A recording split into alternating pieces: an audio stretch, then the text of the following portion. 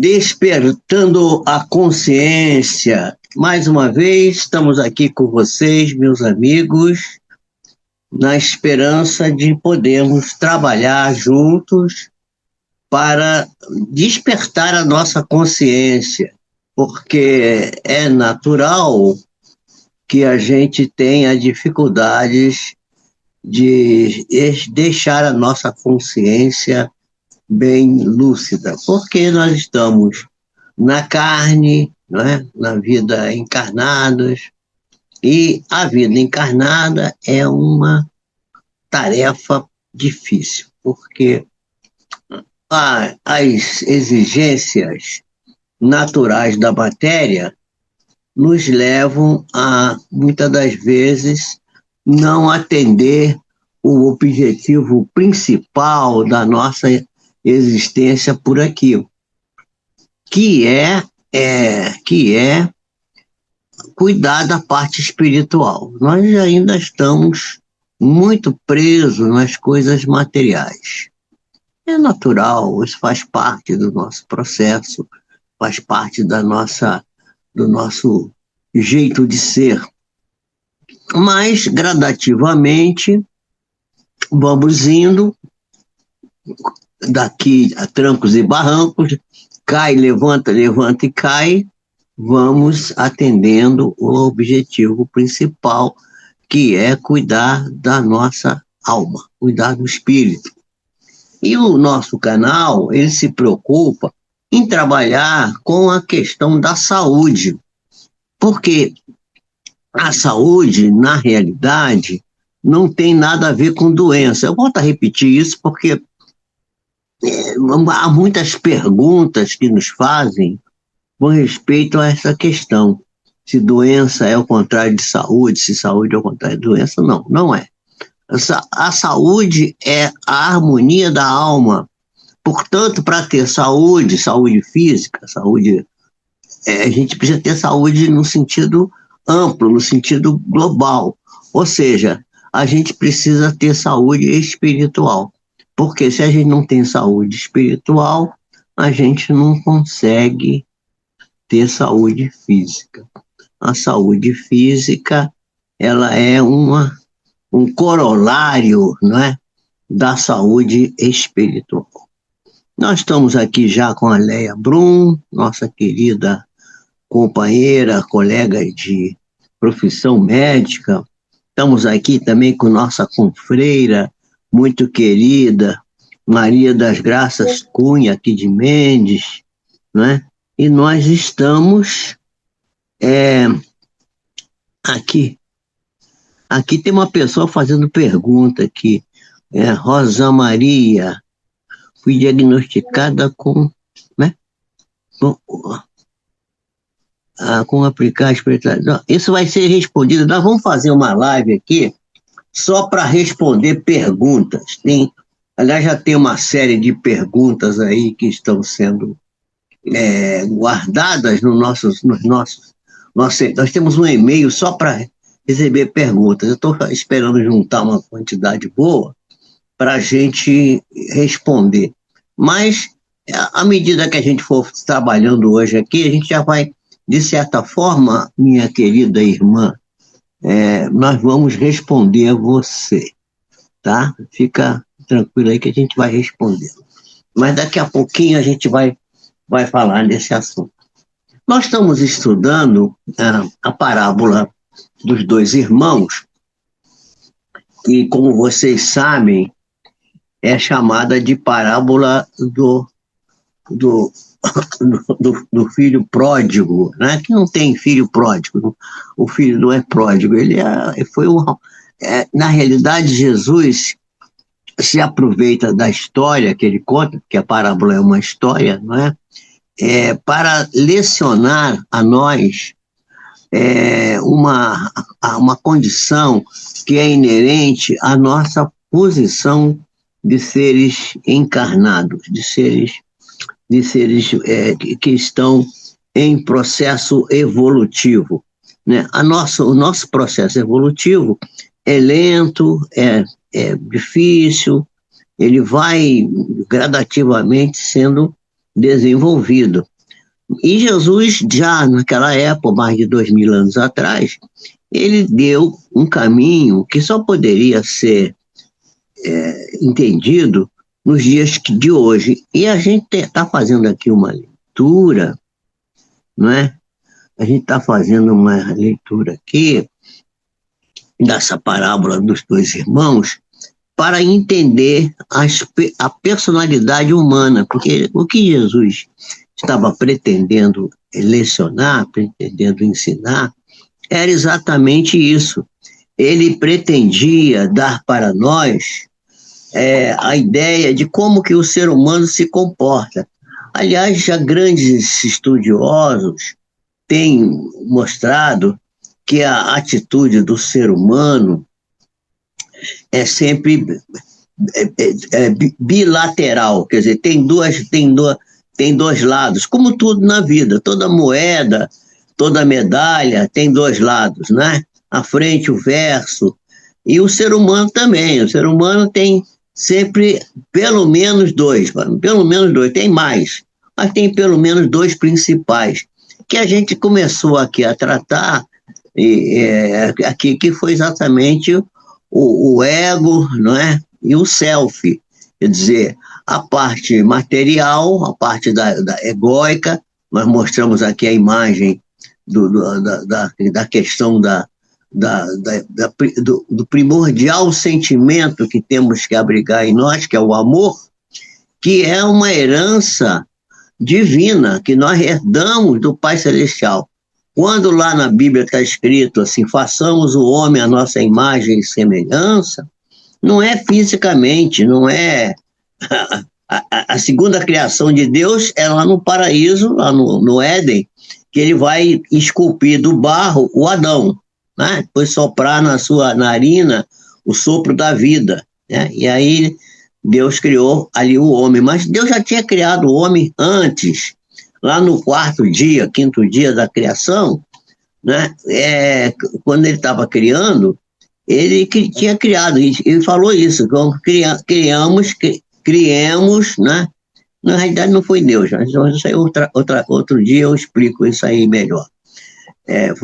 Foram os engenheiros siderais que estavam produzindo esse universo que a gente conhece aqui, porque os universos são múltiplos, nós temos muitos universos, e esse universo não existe por primeira vez, ele já existiu outras vezes, se expandiu, cresceu, depois se encolheu, sumiu, voltou de novo. Então é como se fosse um pêndulo, né? Vai,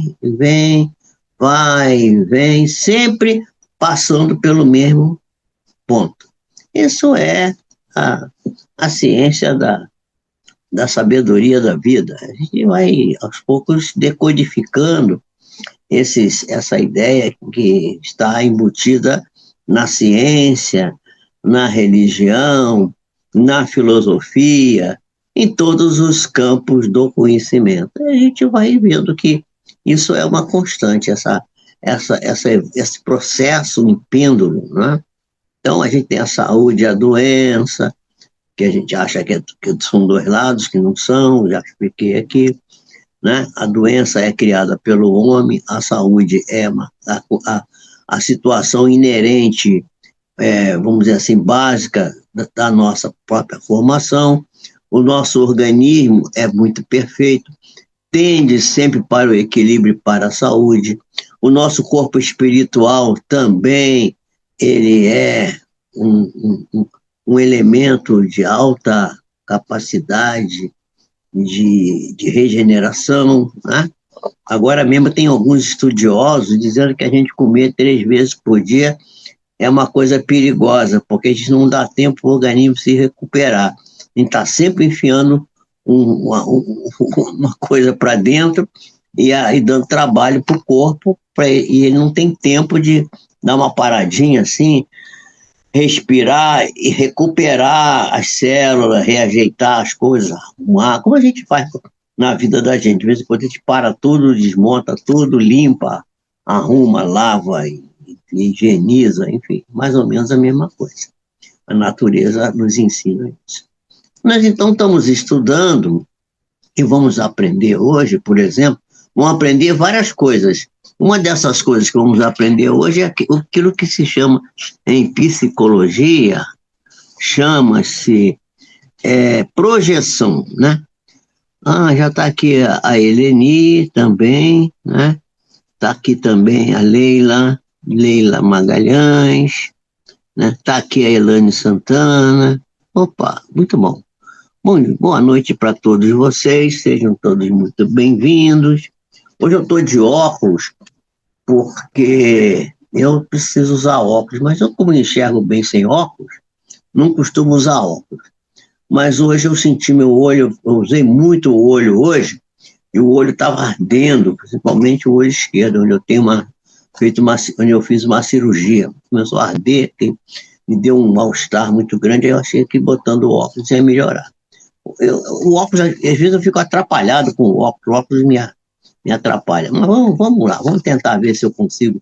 Mas ele descansa a minha vista fica menos atrapalhada, menos cansada, pelo menos. Então, nós estávamos estudando, estávamos vendo que o filho tinha retornado, né, o filho mais moço, ele se julgou indigno porque ele tinha desrespeitado os mandamentos do pai, tinha consumido todos os bens de maneira imoderada, tinha inclusive, quer dizer, tinha feito aquilo que muitos de nós fazemos às vezes com os dons da fazenda que recebemos, que é tudo dom que vem do pai. Então a história é exatamente essa, um pai que era dono de uma fazenda e que tinha 2 filhos, um mais velho e um mais novo. O mais novo pediu para receber a parte que lhe tocava na herança. E o pai adiantou, né, deu para ele a parte que lhe tocava, deu também para o outro filho a parte idêntica, e esse filho mais moço, depois de alguns dias, resolveu se retirar dali e ir para uma terra distante. Tudo isso tem um símbolo, né? Ir para a terra distante quer dizer afastar-se do convívio do pai, que é o que nós fazemos frequentemente, nos afastamos do convívio do grande Pai de Deus e vamos para as terras distantes. O que são as terras distantes? Os lugares onde a gente não vai encontrar as coisas que são o nosso dever fazer. Vamos passear, vamos divertir. Não estou dizendo aqui que a gente não deve se divertir, absolutamente não. Mas viver só se divertindo não dá, tem que ser. E os compromissos e as coisas sérias da vida, né? E aí, então, esse rapaz, né, ficou lá, gastou tudo que tinha, ficou numa pobreza. Eu estou aqui resumindo a história para quem não. Para botar todo mundo na mesma página. Pode ser que tenha gente que não esteve aqui nas últimas lições e não pegou isso. Então, estou repetindo, né? Bem sumariamente. Ele aí ficou empobrecido, ficou sem nada, e foi chamado por uma pessoa do lugar distante onde ele se encontrava para cuidar dos porcos. E ele passava fome, e ele estava lá desesperado, porque ele comia as alfarrobas que os porcos comiam. Alfarroba é um grão duro, difícil de mastigar, e que é a comida de porco. E ele queria comer aquilo e nem isso ele tinha. Então ele caiu em si, quer dizer, despertou a consciência, e disse assim: na terra do meu pai, lá na fazenda do meu pai, os empregados têm comida. E aqui eu estou passando fome. Então eu vou voltar para a casa do meu pai, vou pedir perdão para ele, vou dizer para ele que eu não mereço mais ser chamado de filho, e vou pedir a ele que me dê um lugar de servo, de trabalhador lá na fazenda. E voltou. Mas quando ele chegou lá, o pai se alegrou muito, porque achava que ele estava morto, quer dizer, morto no sentido espiritual, a morte espiritual. Tinha se afastado da casa do pai.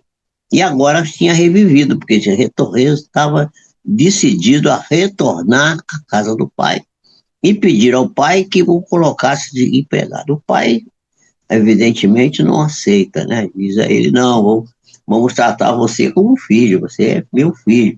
E aí manda trazer uma capa para ele, que ele não estava andrajoso, trazer calçado para os pés, um anel para botar no dedo, que é o símbolo da questão, né, símbolo vamos dizer assim, da honra, né, da família nobre, um anel no dedo, um anel que distingue aquela criatura como uma pessoa especial, uma pessoa de nobreza, de caráter e tudo. Então, e aí o filho e manda, e aí que vem a história, que é a parte interessante, onde a gente parou, não é? O pai disse aos seus servos: trazei depressa a melhor roupa, vestiu, ponde-lhe o anel na mão, sandália nos pés, e trazei o bezerro cevado. E que é o bezerro cevado? O bezerro cevado é um bezerro, quer dizer, um boizinho novo, que é cuidado na ceva. A ceva é o local onde ele é engordado para ficar gordo, ficar grande, ficar cheio de carnes, para um dia de festa, um dia de regozijo, de alegria, ser morto e se as pessoas se alimentarem. Naquele tempo, né, comer, ainda hoje ainda é um pouco assim, comer era a coisa mais festiva que tinha, era comer um bom bezerro cevado. Então, o bezerro cevado é um símbolo do animal que era tratado com todo carinho para ser morto, para poder alimentar as pessoas na festividade de celebração de alguma data muito importante. Que ali, para aquele pai, a data importante era o retorno do filho são e salvo, né? Então, o pai diz assim: matai-o, quer dizer, matai quem? O bezerro cevado, né? E comamos e alegremos-nos, porque este meu filho estava morto e reviveu, tinha se perdido e foi achado. E começaram a se alegrar. Como é que se alegra? Canta, dança, não é? Faz barulho, toca música. E quer dizer, o pai recebe o filho, né? Como um filho muito amado.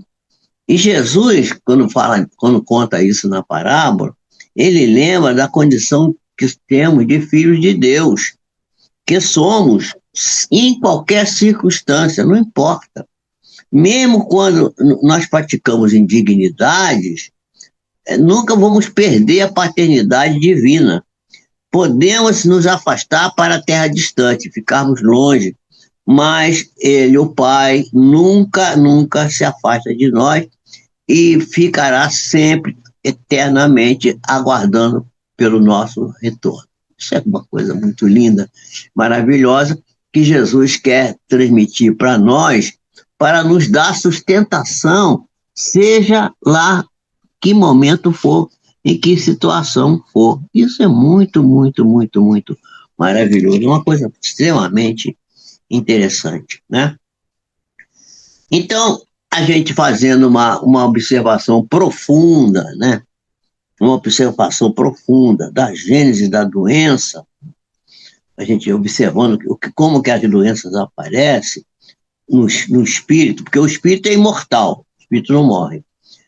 E vamos encontrar nesse movimento de afastamento da casa do Pai a causa das doenças, né? Quando nós nos afastamos, né, da nossa essência, nós perdemos o contato com a espiritualidade e com a nossa religiosidade. Nós nos desligamos do Pai Celestial, das energias salutares que provém do mundo espiritual, que entra pelo chakra coronário, no alto da nossa cabeça. Então, Deus não se desliga de nós, né? Como Jesus reporta nessa parte da parábola. Quando a gente decide retornar, a gente revive, a gente torna a ficar. A gente estava quase morto, vai viver de novo. Estávamos perdidos, vamos nos auto-encontrar. O encontro com Deus é um encontro conosco mesmos. Nós temos que nos encontrar conosco mesmos. Pois, ao retornarmos, nós retornamos àquele centro daquela imagem que eu mostrei aqui. Lá bem no centro, lá, o ser essencial. O ser essencial é o amor. Né? Agora, quando a gente vai para a cidade distante, para o lugar distante, a gente se afasta daquele centro. e a gente vai encontrar o desamor, ou vai encontrar o pseudo-amor. Nós vamos falar disso agora de novo aqui, nós já falamos disso, vamos falar de novo.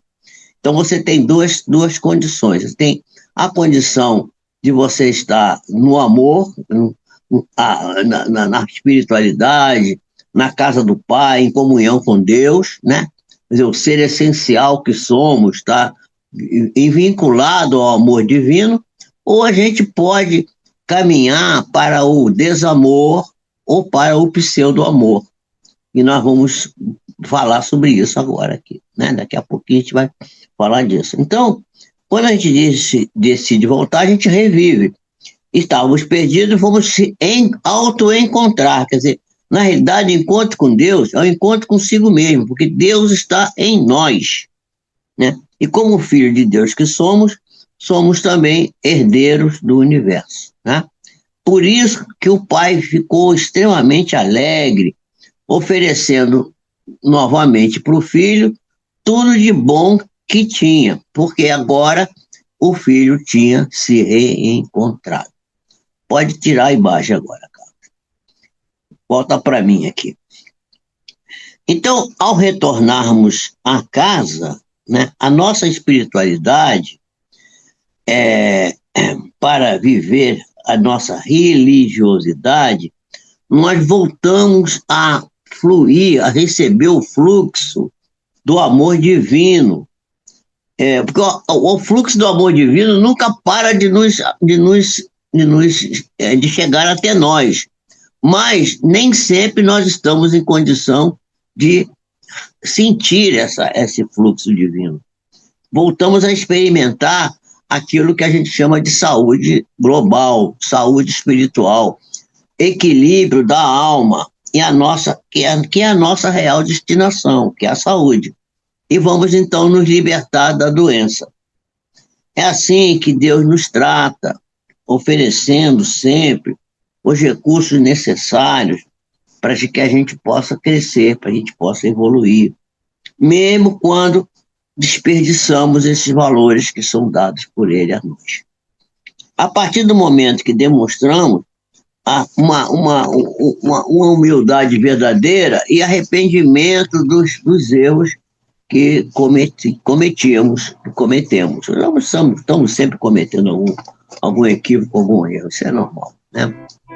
É necessário, portanto, assinalar que, apesar de, na parábola, a trajetória da vida do filho mais moço ser linear, ele saiu da casa do pai e vai errar fragorosamente, vai fazer tudo que é errado e vai sofrer as consequências do erro que ele cometeu. Ele se arrepende, porque viu que a coisa estava ficando difícil para ele, e retorna. Em realidade, isso dificilmente acontece assim, linearmente. A gente geralmente passa por várias experiências para poder abrir o olho para isso.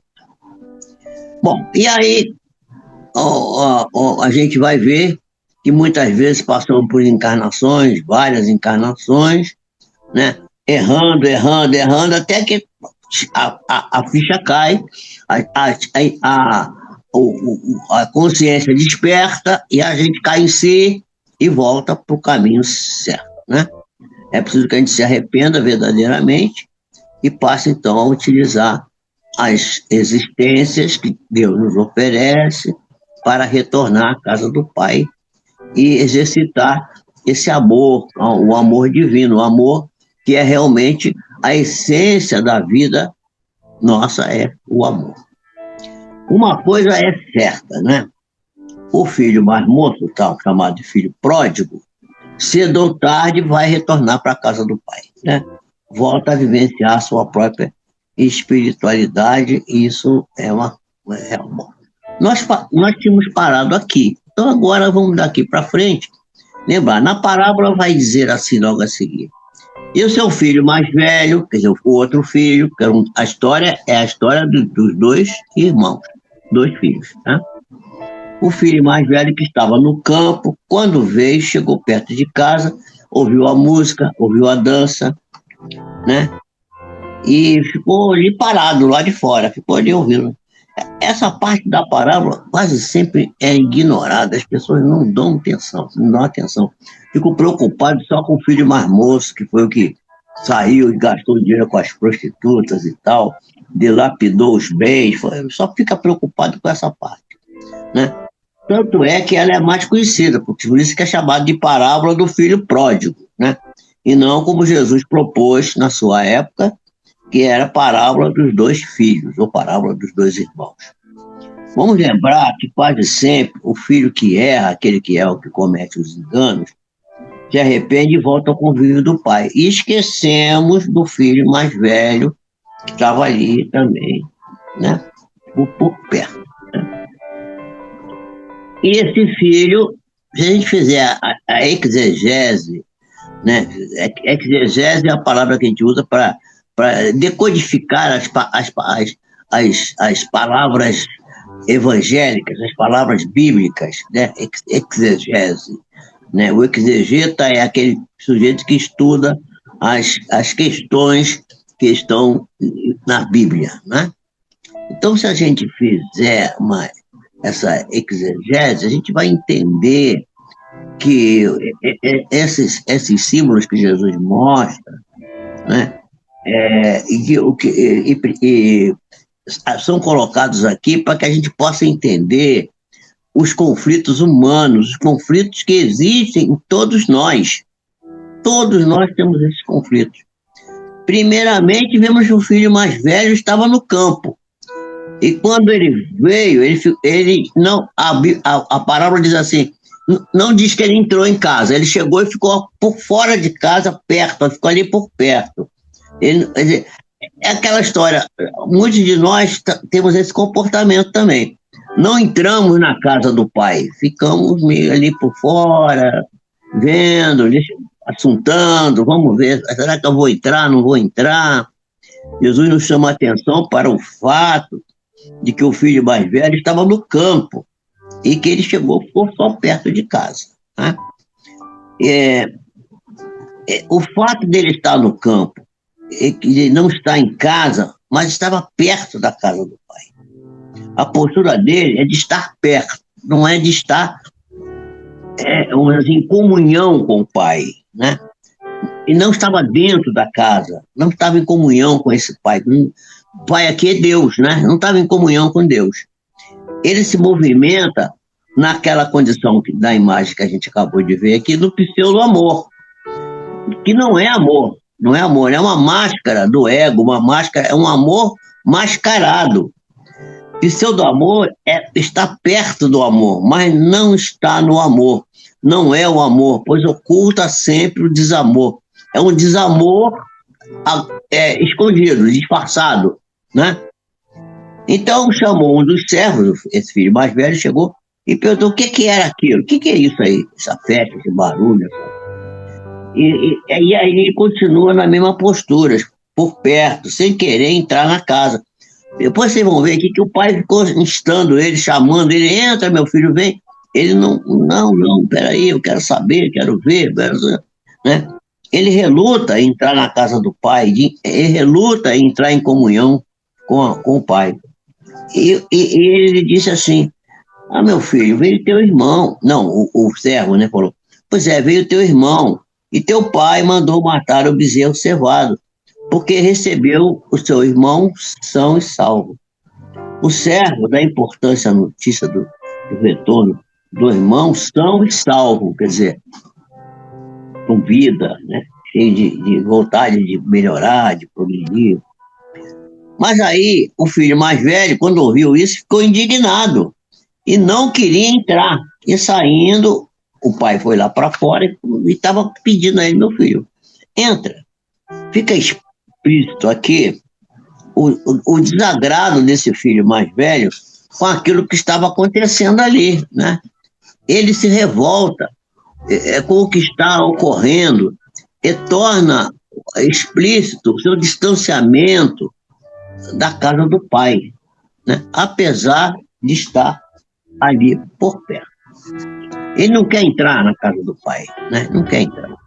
Ele não quer entrar em comunhão, porque A atitude de compaixão do pai para com o seu irmão mais moço, que segundo ele era o pecador, estava desagradando a ele, ele não gostou daquilo. E ele não queria se alegrar com o retorno do irmão. O que Deus faz conosco, é o que Deus faz conosco, sempre nos convidando, de todas as formas, a entrarmos em comunhão com Ele, né? E nós relutamos. Mas esse filho mais velho, respondendo, está escrito lá na parábola, disse assim: pois é, pai, eis que eu te sirvo há tantos anos, sem nunca transgredir o teu mandamento. E nunca me deste nem um cabrito para eu me alegrar com meus amigos. Pois é, aqui a máscara do ego, quer dizer, o ego, o pseudo-amor, a máscara cai. Por quê? Cai a máscara. Por quê? Porque aqui ele mostra a qualidade do desamor dele. Não é pseudo-amor. O pseudo-amor é o amor, é um disfarce do desamor. Não tem amor nenhum. Finge que tem amor, mas não tem, né? E a máscara cai. E ele não se apercebe disso. Ele não se apercebe. Vamos analisar o que é o mandamento. O mandamento, Jesus quer dar a ideia do mandamento, quer dizer respeito ao exercício do conjunto das leis que Deus criou para reger a nossa vida, para reger a condução do universo e a vida de todas as criaturas. Deus criou leis, e essas leis, que são as leis de Deus, elas estão escritas todas em nós, na nossa consciência, né? Vemos que esse conceito de mandamento é uma forma magistral nesse diálogo do Cristo que o Cristo vai mostrar nessa história, né? Por exemplo, quando Jesus conversa com o doutor da lei, que está anotado em Mateus capítulo 22, versículo 35 a 40, nós vamos ver que o doutor da lei, né, interrogou Jesus para o experimentar, provocando Jesus, dizendo: mestre, qual o grande mandamento da lei? E Jesus disse: amarás o Senhor teu Deus de todo o teu coração, de toda a tua alma e de todo o teu entendimento, de todo o teu pensamento. Esse é o primeiro e o grande mandamento, disse Jesus, tá? E o segundo, continuou Jesus, é semelhante a este: amarás o teu próximo como a ti mesmo. Desses dois mandamentos depende toda a lei e os profetas. Quer dizer, toda a lei e os profetas estão sintetizados nesses dois mandamentos. Nesse diálogo, Jesus está abordando a questão do amor, da lei do amor, expressão da lei divina, né? Que dá origem a todas as outras leis. O amor é que dá origem a tudo. Ao lermos a palavra mandamento, imediatamente associamos o mandamento a uma ordem imperativa, a uma obrigação que temos, uma imposição, a um mando, algo que se deve fazer com obrigatoriedade, né? Sob pena de, caso não seja realizado, haver sanções às pessoas que infringem este mandamento, né? Resta-nos refletir sobre a seguinte pergunta: como pode o amor ser uma imposição? Como o amor pode ser uma coisa imposta? O amor não pode ser imposto, gente, né? Ao realizar um estudo psicológico do Evangelho, nós somos obrigados a perceber que, para Jesus, mandamento significa apenas uma regra de conduta a ser exercitada nas nossas vidas, por todos nós, ao longo da nossa vida, né? Ao longo do processo evolutivo, do nosso processo de crescimento, em que a gente vai ter todo o tempo necessário para realizar essa tarefa. A gente vai ter todo esse tempo, ninguém precisa ficar preocupado que vai faltar tempo, não vai faltar tempo.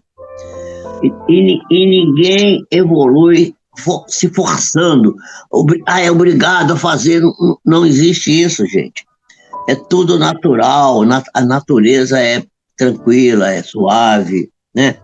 mas tudo tem que acontecer de forma a se desenvolver naturalmente, de forma gradativa, de forma suave.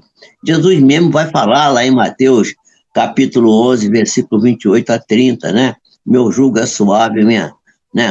O jugo é leve, meu jugo é suave, né? Tudo é leve, tá? Os mandamentos são leves, não tem obrigatoriedade. Tudo é de acordo com a nossa necessidade, né? Por isso, o Evangelho nos convida o tempo inteiro ao exercício consciente do amor.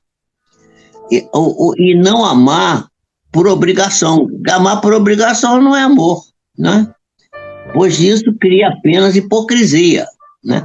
Atitude nociva à própria criatura. Jesus, como nos diz a mentora Joana de Ângeles, é o psicoterapeuta excelente, o grande médico das almas, sabedor que é, né, que somos seres ignorantes, seres primitivos, seres que estão simples ainda, que precisam evoluir, crescer, aprender, e que ninguém vai se transformar por decreto, né? Jamais Jesus poderia ensinar a prática do amor de forma obrigatória. Vocês são obrigados. Não existe isso. Por isso que as igrejas que ficam obrigando o fiel tem que ser assim, tem que ter a lei tal, fazer tal, não pode ser tal. Estão completamente equivocadas. As pessoas têm que fazer isso de bom coração, com boa vontade, porque está disposta a fazer, né?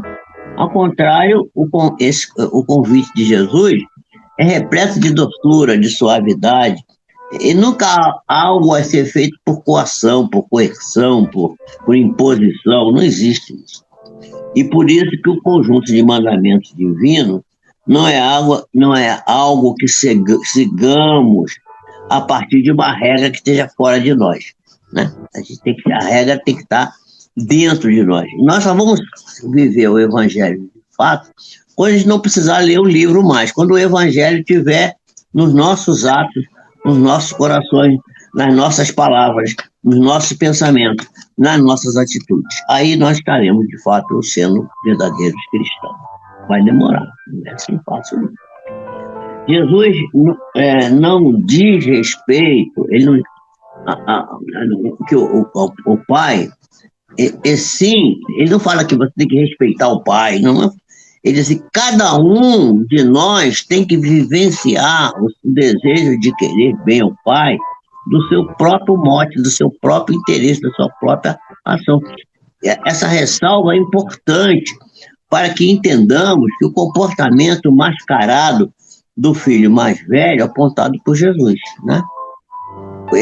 Ele se coloca, né, esse filho mais velho, como um servo do pai e não como filho. Por quê? Porque os interesses do filho são os mesmos do pai.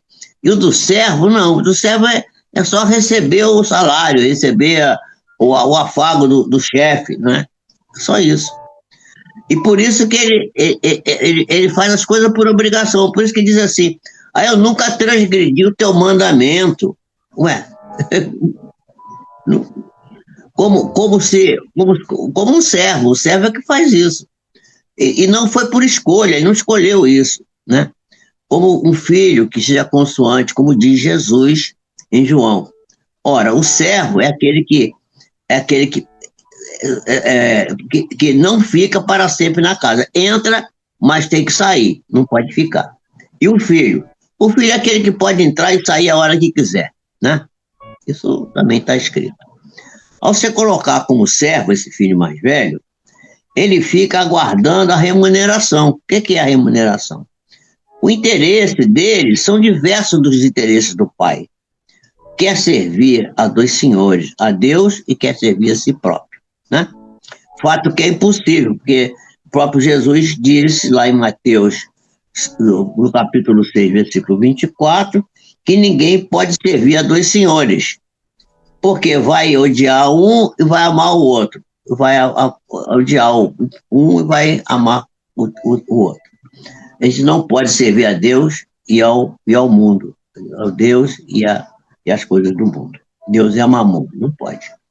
Daí o fato de ele, por se considerar um servo, não filho, né, não querer entrar na casa do pai, ficou do lado de fora, ficou perto, ficou por ali, rodando, pois não se sentia confortável naquela situação, por ter os interesses que ele tinha contrariados. Os filhos não têm interesses contrariados pelo pai, porque os verdadeiros filhos têm os mesmos interesses do verdadeiro pai, né? Os interesses comuns com o pai, e por isso ficam para sempre em comunhão com o pai dentro da casa, né? Aqui ficou bem claro, né, que a vontade dele era outra, diferente completamente, quando ele explicita a inveja, né, que sente do irmão. Ele é um servo que teme o seu senhor, está ali por obrigação, fazendo tudo de conformidade com os mandamentos, como ele próprio disse, né, vivendo uma farsa, pois, no fundo, ele queria ter partido para a terra distante e ter praticado tudo que o irmão praticou lá. Deixa eu ver o que o pessoal está falando aqui. A Marieta Simões está por aí também. A Léa Brum está dizendo aí, desconforto por inveja. É verdade, Léa. É isso aí. Tá gostando aí, Léa, dessa descrição que eu estou fazendo aqui da parábola? Essa coisa aqui é muito, muito interessante, gente. É fantástico isso aqui, né? Então, ele tinha um imenso respeito do irmão, ele queria também estar lá na farra, queria ir para a farra, porque ele não... Então, geralmente a pessoa que condena o outro que vive na farra, está doido para fazer farra também. Geralmente é assim. A pessoa, porque normalmente a pessoa que está tranquila no que está, ela não se preocupa se o outro está na farra ou não está na farra. O problema é dele. O problema é pessoal de cada um, gente. O problema não é... Ninguém tem que estar preocupado com o outro. Deixa o outro fazer o que ele achar. O livre-arbítrio foi concedido ao ser humano para isso, né? Jesus também chama atenção nesse versículo aí, né, que a gente acabou de falar, para a mentira, porque ele mentiu. Quando ele diz, né, o filho mais velho diz que o pai nunca dera nem um cabrito para ele se regozijar com os amigos dele, né? Ora, no início da história, quando o pai pegou a fazenda à parte e distribuiu a herança, o pai dividiu a fazenda com os dois em partes iguais. Então, os dois já haviam recebido, cada um, a parte que lhe cabia. Na realidade, ele está mentindo, porque quer mais e não acha que o que ganhou seja suficiente. A gente nunca acha que ganhou é suficiente, a gente sempre acha que quer mais, quer mais, quer mais.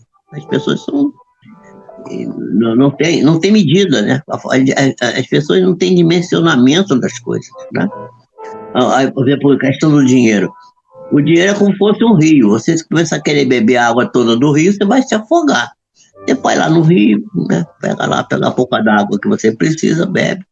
De seguida você volta a pegar mais um pouco, vai devagarinho, vai amealhando, guarda um pouco em casa e tal. Tudo bem, para no dia seguinte não ter que ir de novo e tal. Mas querer beber a água do rio toda, mas você vê pessoas que são insaciáveis, né? Então, o filho mais moço, chamado de pródigo, ele percebe que está em carência e que ele mesmo causou essa carência. Já o seu irmão mais velho acha que a causa da sua carência não é ele. O mais moço entendeu que ele causou seu próprio problema. E o mais velho acha que o problema dele é o irmão que chegou agora, que está ali atrapalhando, e o próprio pai, que não está entendendo, criticando o pai, porque o pai está perdoando o filho que voltou, né? Bom, então ele acha que o problema dele é o pai e o irmão, né? É uma postura típica da criatura mascarada, do ego mascarado, do amor mascarado, da máscara do ego, que é o pseudo-amor, né? Um amor falso, né? Que é uma característica do desamor mascarado, né? Então vai atribuir os seus problemas aos outros, e não a ele mesmo, né? Aí ele vai dizer para o pai assim, pois é, vindo esse teu filho, ele não fala nem teu irmão, ele não fala, não veio vindo meu irmão, não. Vindo esse teu filho aí, que desperdiçou a tua fazenda com as meretrizes, matastes para ele o bezerro cevado, quer dizer, porque o bezerro cevado é um símbolo da alegria, o bichinho que estava sendo guardado para matar o dia que tivesse uma grande alegria na fazenda. E ele não quer entender isso. Aqui está mais explícito ainda o ciúme, né? A inveja e o despeito. A cobiça, que são exercidos por esse filho mais velho, sem que ele se dê conta disso, pois continua numa postura de pseudo-superioridade. Ele aí é pecador, ele está fazendo tudo errado, eu que sou um bonzinho, que segui tudo direitinho. Muita gente faz isso. Pois ele fala que desperdiçou sua fazenda, revelando a ganância que está por trás do seu aparente zelo. Não tinha zelo nenhum. Ora, se a fazenda era do pai, o que tinha ele a ver com a história de que o irmão estava dilapidando a fazenda que não era dele, né?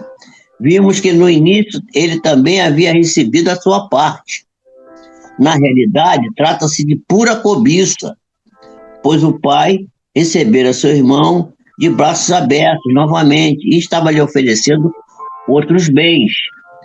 E na sua ganância, esse filho mais velho, né, ele não podia suportar aquilo era muito pesado para ele.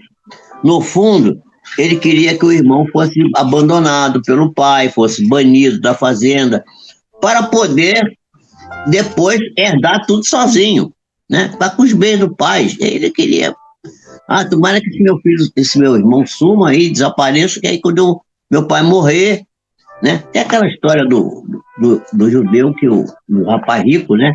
Que procurou Jesus e que disse que queria seguir Jesus. Aí Jesus disse assim, vem, segue-me, vende tudo que tens, dá aos pobres, vem, segue. Aí ele disse assim, Senhor, deixa eu primeiro enterrar meu pai.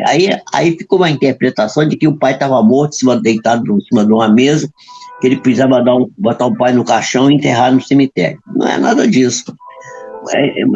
Deixa que eu enterre meu pai, deixa meu pai morrer, para eu herdar mais dinheiro, ficar mais rico, aí eu venho te seguir. Quer dizer, aquilo que as pessoas fazem muito assim, quando eu ganhar na loteria, eu vou ajudar o lar das crianças pobres, quando eu ganhar, quando eu ficar rico, eu vou... Gente, a gente não tem que esperar ficar nada disso, a gente vai ajudando com o que a gente tem agora, não tem nada que esperar, nada. Né? Então, essa aqui é a história. Então,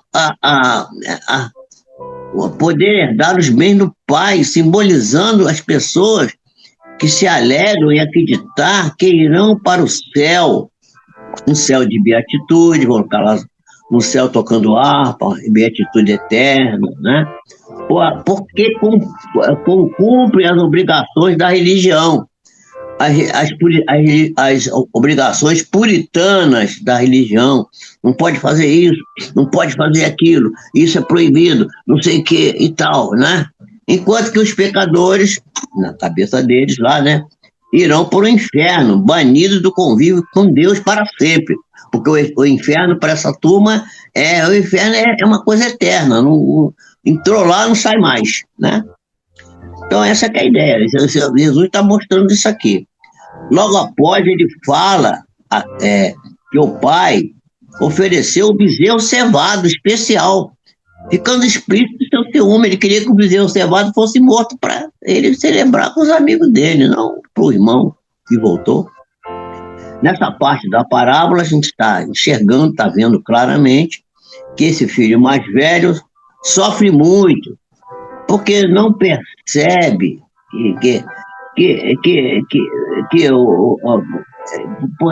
não se percebe sendo tratado com privilégios e deferências pelo pai.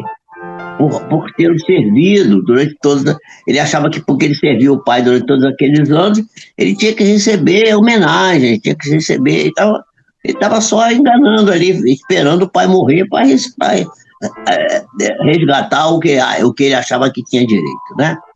Então, ele queria ser tratado de maneira especial e fica muito revoltado que o pai tem aquelas considerações todas com aquele filho mais moço, que ele considerava um perdulário pecador e que não merecia, segundo o conceito deles, ser tratado com aquela deferência toda, né?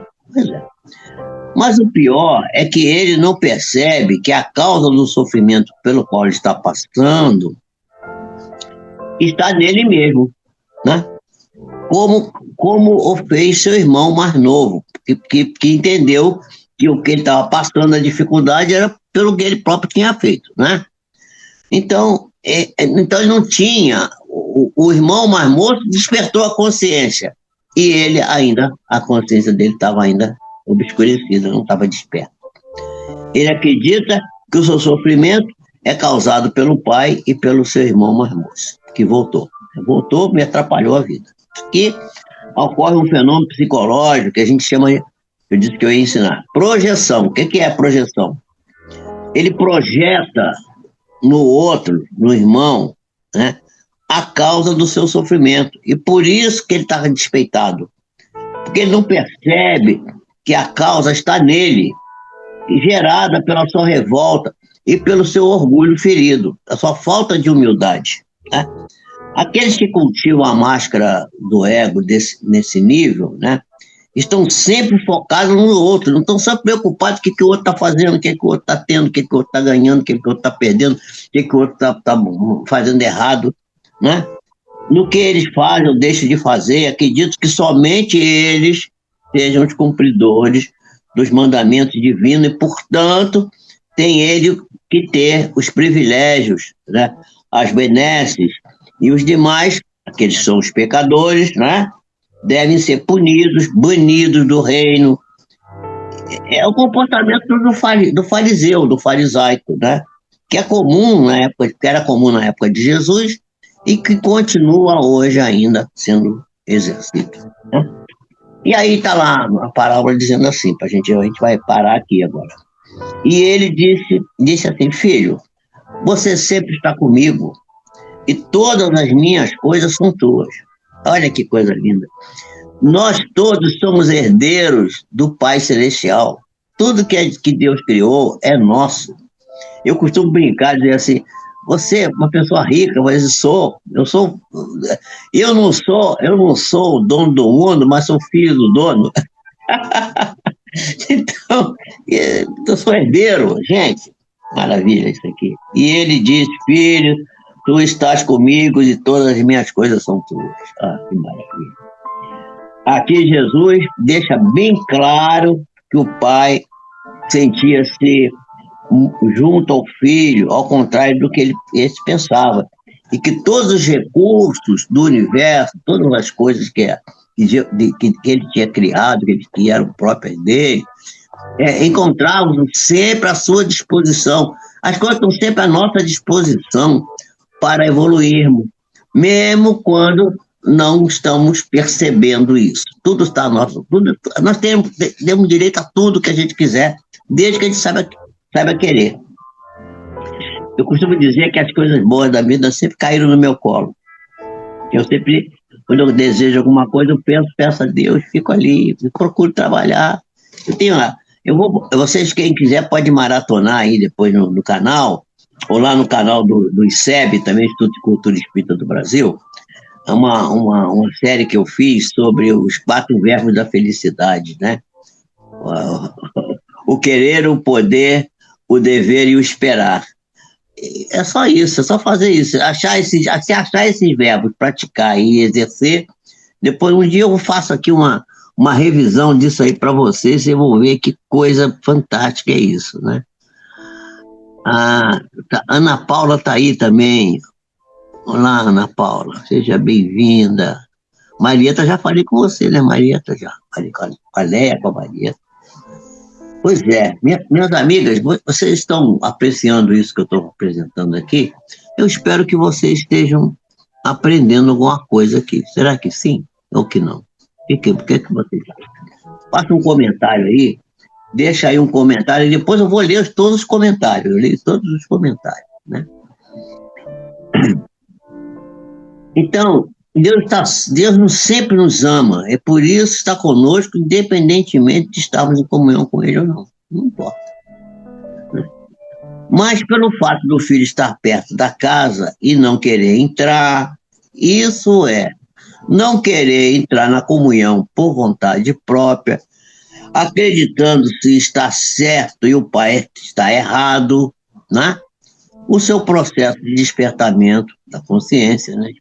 Despertar da consciência acontecerá muito mais tarde.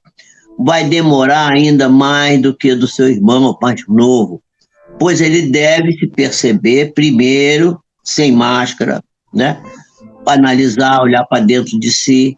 Processo esse muito doloroso para quem tem um ego muito ascendrado. O ego não deixa a pessoa ver isso, porque fere o orgulho. E o orgulho é uma coisa terrível. O orgulho é o contrário da humildade, né?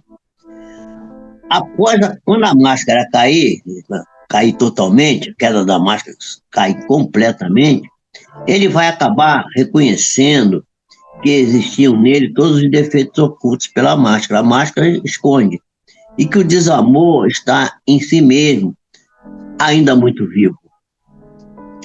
Oculto pelo pseudo-amor e ainda mais intenso, né? É pelo fato de que ele oculta até de si próprio, né? E dos outros durante muito tempo. Esconde o desamor. Não tem amor nenhum. Finge que tem amor, né? É uma hipocrisia. Depois disso, ele vai ter que tomar consciência de que ele mesmo é a causa de toda sua problemática. Aí vai se arrepender, para depois poder reparar. Porque não basta a pessoa se arrepender, pedir perdão, tem que ir lá, voltar atrás e consertar os buracos que deixou, né? Os equívocos que praticou. Por isso, o processo se torna ainda mais demorado em relação ao seu irmão mais moço, pois o exercício do desamor traz consequências que são muito ruins, são imediatas e geram sofrimento e o desejo de se libertar dele, enquanto a prática do pseudo-amor, porque se parece com amor, finge que é amor, ainda por muito tempo aplaudido pelos que cultivam aquilo que parece, né? Boa noite, Ana Paula, dando boa noite. Vera Lúcia, oi Vera Lúcia está aí também. Vera Lúcia, boa noite, Vera Lúcia.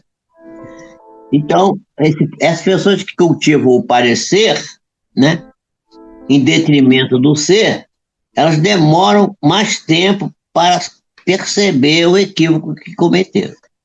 A mensagem de Jesus tenta passar para nós, tenta não, consegue passar para nós, nessa parte da parábola, aquilo que diz respeito de como são nocivas as máscaras que nós aferramos na nossa face, pois nos fazem distanciar mais intensamente da nossa essência e, consequentemente, de Deus. A pessoa que usa máscaras se acha cumpridora das obrigações. Tem gente que fala, eu faço tudo certinho, eu sou muito caridosa, eu sou cumpridora dos meus deveres. Coisa pesada essa. Isso é coisa pesada. E acredita-se melhor do que é. Mas, na realidade, somente cultiva uma aparente bondade, pois as máscaras, elas provêm do pseudo-amor, elas vêm do parecer que ama, parecer amor, mas não são amor. Portanto, as pessoas que usam máscara estão ali perto da casa, rondando em torno, querendo e tal, mas não conseguem adentrar a casa do Pai. A casa do Pai está em nós, dentro de nós mesmos. Em razão das máscaras serem um grande empecilho para a evolução humana, é que muitas vezes Jesus se referiu a elas no Evangelho, colocando-as com todas as letras de uma forma muito clara, bastante enérgica, por serem extremamente nocivas à criatura. O ser humano pode utilizar vários mecanismos de mascaramento do ego. E nós vamos, na próxima live, sexta-feira, começar a discutir algumas delas. Vou dar um spoilerzinho aqui. Nós vamos ver o puritanismo, nós vamos ver a compensação, nós vamos ver o fanatismo, nós vamos ver a martirização. Tudo isso são máscaras do ego. Tá? A vitimização, o perfeccionismo, a euforia, todas essas coisas são máscaras do ego e que nós vamos precisar estudar. Aí tem mais racionalização, projeção, etc. Tem um monte.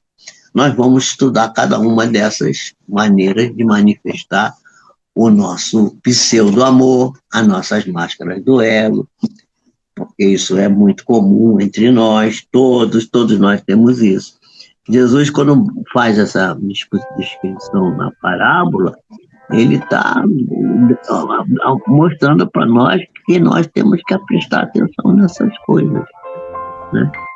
Então, meus amigos, fiquem com Deus, Deus abençoe vocês.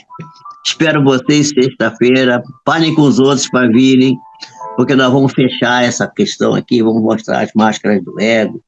Isso é muito interessante, porque isso ajuda a gente a se avaliar, a procurar encontrar humildade, né? Eu estava conversando com uma pessoa ontem, ela falou assim, rapaz, você tem esse currículo todo aqui, que coisa que... Eu falei assim, eu nem sei o que eu tenho, quem fica avaliando isso são os outros, eu não presto atenção nada disso não. Eu sou só um espírito em evolução aqui, levanto, caio, levanto, caio, lá vou eu, vou do jeito que eu posso.